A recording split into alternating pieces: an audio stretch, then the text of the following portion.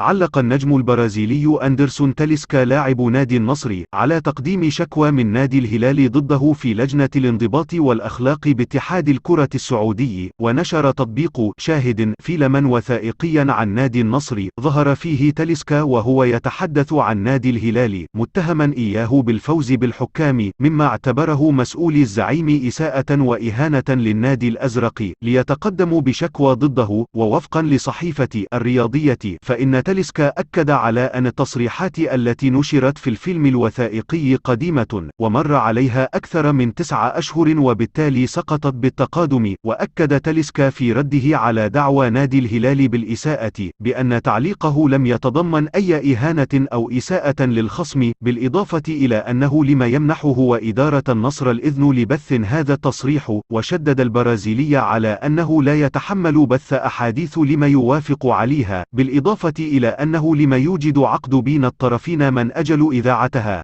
في نهاية الفيديو لا تنسوا دعمنا من خلال الاشتراك في القناة ووضع لايك للفيديو.